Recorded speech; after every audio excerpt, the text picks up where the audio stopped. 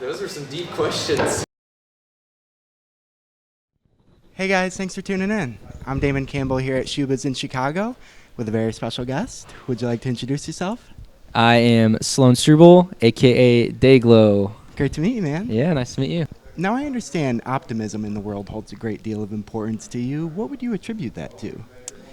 I don't know. I think there's this weird thing happening in indie music, I guess, where people who are optimistic artists tend to be like not taken serious. I don't know really how to describe it, but I feel like optimism in art is usually taken as like ignorance, if that makes sense. That like you're not like paying attention to the world. Actually, you're just like, Often La La Land or something. to an extent. Yeah, I mean like that is what some music is like escapism, and like you can provide like this escape from reality. And so I think with my music, I'm trying to find like a balance between that, where like I want to give an escape and talk about things that are also serious, and like basically show that I think there's a light at the end of the tunnel, but I don't want to be like, unrealistic about my views of the world. Certainly.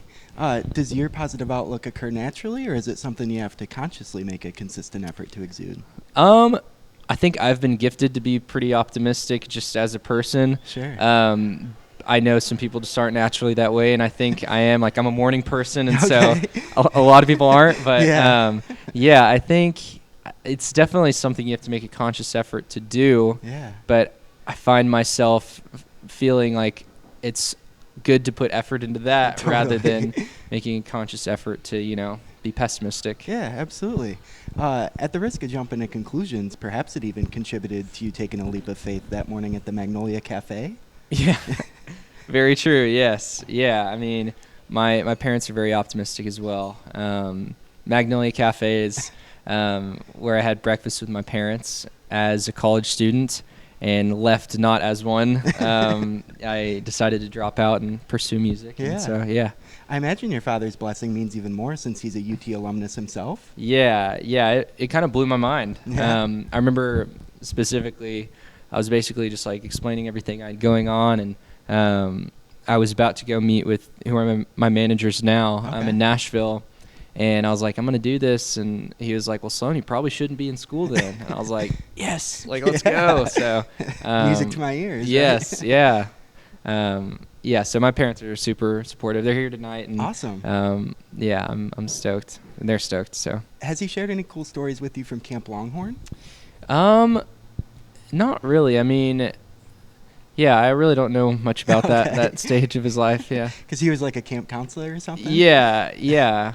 I think so. I mean, who knows? I'm sure every parent has like a mysterious era of their life. Yeah, but that's fair. Yeah. And camp is, of course, a great place to make new friends, which is the same sort of atmosphere you strive to create at your concerts? Yeah, definitely. I think concerts are this weird like social happening where people who probably live in the same city as you like have a very common interest. I think a lot of people make friends off of like music that they listen to. Totally. And so like if I'm on stage and like all these people are here because of music I've made, I'm like, become friends, like y'all should become friends. So there's a moment during the set where I'm always like, well, like meet each other, go, yeah. How do you feel humanity as a whole would benefit from a greater sense of togetherness? Oh man, dude. I think especially like with what's happening now, like with the whole like coronavirus thing going on, it's like I feel like everyone's just scared of each other. Yeah. And I don't know, it's just kind of a bummer. I mean, obviously it's like a very realistic and responsible health concern to like, distance from people, but I don't know. I think we just seem fairly distracted in our day and age, and a lot of times that makes us like not very like deeply connect with people. And so it's something I just try to strive to do and encourage others to do with each other is like just actually get to know someone. It's kind of rare. And you often find it helpful to recall the wise words of one of your own best friends who believes it's not about what you do, but rather who you are, and who you are is enough. Mm-hmm. Yeah, definitely. How often do you try to remind yourself of that? Every day. I mean, it's kind of a thing you just have to remind yourself. Like, for me, I'm definitely like a people pleaser. Yeah. You know, I try to like make sure people feel like happy with what I'm doing, and Sure. that can become a lot of pressure when you're being watched by a lot of people. But you know, at the end of the day, like, I'm just a guy, you know, just like anybody else. And so I think it's, you know, will make me happier in the long run if my identity isn't in like, you know, what I make. It's just like who I am, you know. So. And that's also a main goal of your music, helping people feel better about themselves as well as others. Yeah. I think self-confidence is a very powerful thing in a lot of different directions of life. So. Yeah. You've also mentioned that you'd like your music to give light to the world, but ironically, Can I Call You Tonight came from a place of darkness since you wrote it while the power was out. Yeah, I guess so. Yeah, definitely. What do you remember from that day? Yeah, I was just like on the phone with a friend, and the power was out in my house, and I had the instrumental for the song for quite a while and didn't know like what I was going to write the lyrics about. And I just like was like, okay, well, can I call you tonight? I feel like that's a relatable question people feel. And Sure.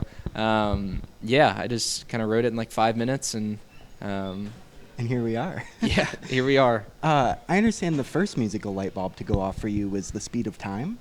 Yeah. Oh my gosh, dude. Deep dive. Yeah. Speed of Time was a song I wrote when I was 15. I just turned 15, and it's just like very existential. I think around that age or something is when your prefrontal cortex like starts developing. Okay. I think that's like when people start to become like existential, where they're like who am I? Like those kind of questions. And I guess I was just really feeling that like one night.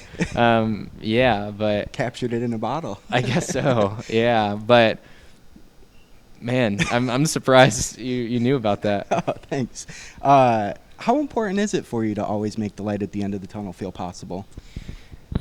I mean, it's important. I think, like I said, like it's a conscious effort. Like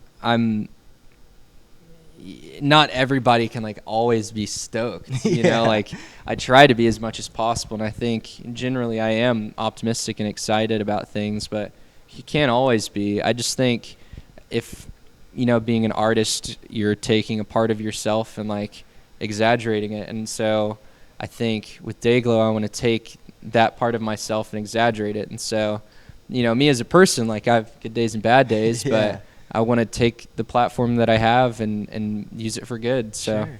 Is there anything else you'd like people to know about Dayglow, or even Sloan for that matter? I don't know. I mean, I guess when I meet someone, I hope they have good conclusions. But I guess at the end of the day, everybody decides what they do. So totally. Well, thank you so much for your time, man. It was great chatting with you. Oh my gosh, of course. Best wishes for everything coming your way. Any final thoughts at all before we say goodbye? Rock and roll. Let's do it. There you have it. Once again, I'm Damon Campbell, and this is Dayglow. Yes. Thanks for watching. Yeah.